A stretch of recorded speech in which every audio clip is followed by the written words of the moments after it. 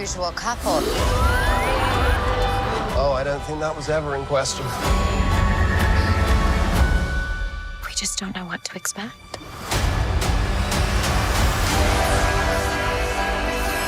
Hey, how's it going, everyone? And welcome to FilmSpeak, where the conversation continues after the credits. If this is your first time checking out the channel and this is our first time meeting, hey, my name is Griffin Schiller. I'm an LA-based entertainment journalist and film critic. And if you want to be a part of that conversation, you are definitely in the right place. Consider subscribing to the channel for more insight, analysis, and interviews behind your favorite entertainment. And today on this review of the first 3 episodes of WandaVision, which is what we've been given access to, so this is not a full review of the series, but our general thoughts watching 3 episodes. Today, I am joined by the man, the myth, the legend himself. You know him, you love him, Elliot from Movie Files. Elliot, how's it going, buddy?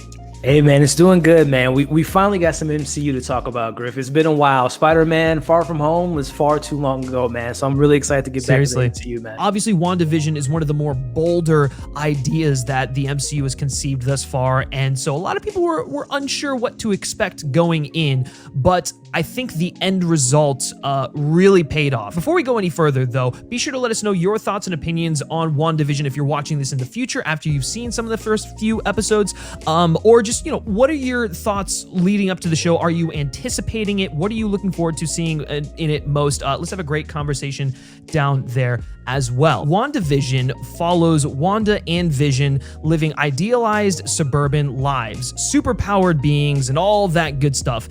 And Vision begins to suspect that everything is not as it seems. Now, obviously, there's a lot of talk of alternate realities, Wanda creating this whole thing in her head, and leading into Doctor Strange and the Multiverse of Madness. And so the sitcom part of it is one side, but the the ramifications for the future of the MCU are massive. But Elliot, I want to start with you. What are your overall impressions of WandaVision, or really just the first 3 episodes? To me, it gets me excited for the future of the MCU, just for the simple fact that we've seen Marvel on television, whether it be Agents of S.H.I.E.L.D., whether it be the stuff that we got on Netflix, but they never tied into the greater universe of Iron Man, Cap, and the ramifications of Endgame and Infinity War. So knowing that we're going to be able to spend time in a television series with some characters that, I'll be honest, I don't think we've gotten enough time with them, especially as a couple, more so with Wanda, but Vision has been kind of a letdown for me. So I was really intrigued to see, okay, what are these characters all about regarding their relationship and where they are after Endgame. So just initial thoughts, man. I've never seen Wanda played by Elizabeth Olsen and Paul Bettany as Vision. They haven't been greater, dude. Like, they are so much fun. They're able to play in these characters. They're able to play with the sitcom. There's so many layers to their acting because they're not only playing to the different kind of generations they're into, but they're still playing the Wanda Vision that we kind of knew in the past. So I'm loving the direction, the kind of where they're taking the characters really gets me excited for the rest of the season. But the first 3 episodes, I was blown away by the performances. Yeah, it's the word I used was brilliant. I think when I first tweeted out my reaction, it's bold, it's fresh, it's the script, especially by Jac Schaeffer, needs to be commended here because it's really sharp, it's really witty, it authentically captures each sitcom period that they go through, and it's smart. There's a lot of layers to it as well, and I think the cast really play into that a lot. The first episode to me was sort of like an homage to I Love Lucy or something like that. And just seeing these characters in a setting in the 50s and seeing okay, how would they interact if they lived in this time period, was so fascinating. I thought it was a brilliant way to further explore these characters and really push Paul Bettany and Elizabeth Olsen's, experimentation with these characters and their knowledge of them and comfortability with them to new heights. And it really paid off, especially for me in the first 2 episodes, Paul Bettany as Vision. There's one other character who was more of a scene stealer that we'll get to in a little bit later on, but Paul Bettany as Vision has never been. He has the best moments, and they're funny. Like the physical comedy, his cheeky remarks, him like literally just being Vision in the 50s, and it's really, really funny. They play into that fish out of water thing extremely well. We've seen, just for me, and this is going back to my just the mishandling of Vision so far in the MCU, he's been kind of one note. He's been kind of, he's been brought into Age of Ultron, only born 2 days. We get him in Civil War. He's kind of locked into the confinement with Wanda, and then literally in Infinity War, he's just running around getting beat up. We really don't get a lot of layers from Vision. So as you just said, having Paul Bettany, who's a fantastic actor, being able to show you what he can do in this role. I mean, he's been around the MCU since 2008, Iron Man with voicing Jarvis. So seeing him being able to kind of let free, have fun, playing this kind of comedic roles and playing these different versions of a suburban husband to Wanda was just a lot of fun, man. I really enjoyed it. Like, Vision to me was like the standout. Obviously, Elizabeth Olsen as Wanda in these sequences also, like, she also has her moments to shine, especially when she's doing her little, like, episode 2, sort of like a Bewitched episode. So she's doing her little Bewitched thing. She can't, wiggle her nose or whatnot, but she can do a little twinkling thing here, and such. And I thought that was a really genius, like, the actors tap into the great sitcom legends of the time period, like Dick Van Dyke or so on and so forth. I thought was brilliant. Yet it never felt like they were trying to imitate them. They were really true to who these characters were, and that was the most important thing. And so if you love seeing these characters and you love their relationship and their chemistry together and just want and just are ready to get weird and like go places and just like enjoy the ride, you're gonna love what they do in WandaVision. And a nice added touch are there's some commercial breaks with some great Easter eggs in them as well. Those were so placed perfectly within the series, and all three of them, like you just mentioned, very interesting Easter eggs to maybe potentially some things in future episodes. But I thought that was so great the way they placed that in there. And again, going back to those performances, and again, I don't want to, Paul Bettany was a standout, but like you said, Elizabeth was so great in the role. And this is what makes me so excited for these characters. It doesn't get stale, it doesn't get generic. They get to do something new, and it makes them want to come back and come into Doctor Strange 2 and further MCU films. So this just brings, like, it almost injects, this is phase 4, so it injects like a new life to this, as we're all kind of, people are speculating, what can they do now after Endgame? They've, fought Thanos, the world ended, they lost, and now they're coming back. But this, to me, just gets me excited to see these characters that we've come to love these last 4 or 5 years, especially with Wanda and Vision. But this gives me a new kind of love for these characters, because we just see them do something we've never seen them do before, which is exciting. Right, and I want to kind of go off of what you're saying about the end of Endgame. It's like, okay, they saved the world from the biggest evil that's ever existed. What do they do now? While we didn't get a whole lot of it from the first 3 episodes, I think down the road, we're definitely going to get a very deep and emotional exploration of her pain, her grief, her loss, because, like, she is a character who has been forged through very traumatic events. Like, her and Vision both, their love story is incredibly tragic. And so, like, to start this show up on a very warm and hopeful note, them just trying to fit into, suburban America and just wanting a normal life, I think makes sense. Like, it would make sense why Wanda would, and this is not confirmed, I'm not saying this is what's happening, this is sort of me speculating a little bit. It would make sense why Wanda would create this alternate reality to sort of mask her pain. And so, again, the first 3 episodes don't give us a whole lot of that. Towards the end of 3, we definitely get more hints of, what's really going on here. But I think in the latter half of the season, we're going to get some really emotional stuff, especially from Wanda. Let's talk about Kathryn Hahn a little bit. Without revealing too much about her character, obviously there are theories out there about her being Agatha Harkness and stuff like that. We won't address those in this, but Kathryn Hahn, man, I'll tell you what, she was the scene stealer for me. She was a hoot. She was so funny. She knew exactly what kind of show she was in, and just being this, like, nosy neighbor who kind of comes in and is like asking Wanda all of these questions about her domestic life. It was just, Kathryn Hahn was so spectacular in this. Unbelievable.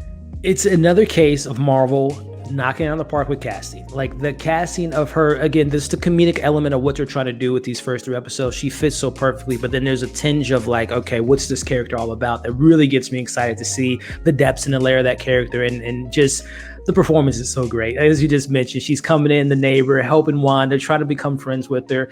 She has her own relationship that we really haven't explored thus quite yet. But I thought Kathryn was so great as the character that she is in the show. And I'm really excited to see what other things she may or may not be hiding from Wanda. The last thing I really want to touch on is just the craftsmanship behind it, the practicality, the way that they, recreated these sound stages that were reminiscent of these iconic sitcoms like, Bewitched, I Love Lucy. I mean, even some like Twilight Zone vibes in there to some extent. The Brady Bunch in the third episode.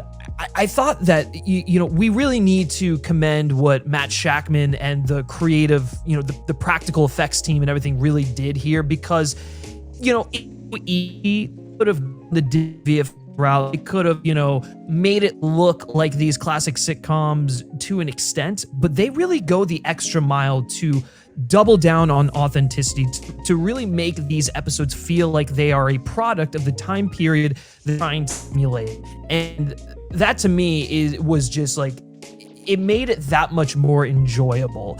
It wasn't just like a cheap sort of, superficial look at it. No, they really delved into the material here and they did their research. The hair, the costuming, the mannerisms, the things they said. Again, not only am I applauding the actors of, again, embracing the different generations, the different decades they're in, but like you just mentioned, the set design, the direction of all of that, it's so masterful in a way, because not only are these are comic book characters, so they still have to pay homage and still respect the characters they come from not only the comics but also the characters they've established in the MCU. But then, like you just mentioned, there's another layer to it. They're paying homage and paying respect to those shows they're emulating. So there's a lot of attention to detail that I definitely appreciated.